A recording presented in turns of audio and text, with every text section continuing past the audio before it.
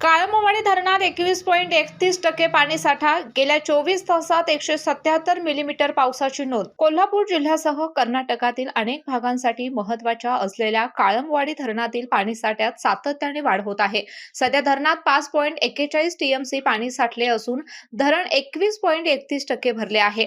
त्यामुळे पिण्याच्या पाण्याबरोबरच सिंचनासाठीही दिलासादायक परिस्थिती निर्माण झाली आहे.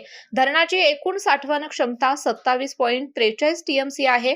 धरणाच्या पाणलोट क्षेत्रात गेल्या 24 तासात 177 मिलीमीटर पावसाची नोंद झाली असून 1 जून पासून आज अखेर एकूण 1700 मिलीमीटर पाऊस झाला आहे. सतत पडणाऱ्या पावसामुळे धरणातील पाणीसाठ्यात दिवसेंदिवस वाढ होत आहे.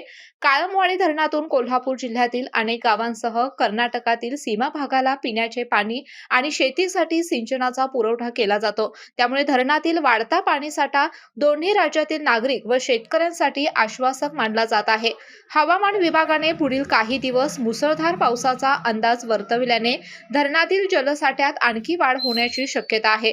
त्यामुळे खरीप हंगामासाठी आवश्यक पाण्याची उपलब्धता अधिक सक्षम होण्याची अपेक्षा व्यक्त केली जात आहे. केके न्यूज साठी राधानगरीहून मिलिंद कांबळे.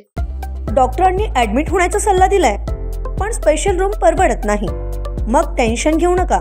सूर्य हॉस्पिटलने प्रथमच अगदी कमी किमतीत सर्व सोयींयुक्त आणि रुग्णांची गरज लक्षात घेऊन बजेट फ्रेंडली रूम्स उपलब्ध केले आहेत. कॅशलेस सुविधांसह खिशाला परवडणाऱ्या किमतीत budget friendly economic special room.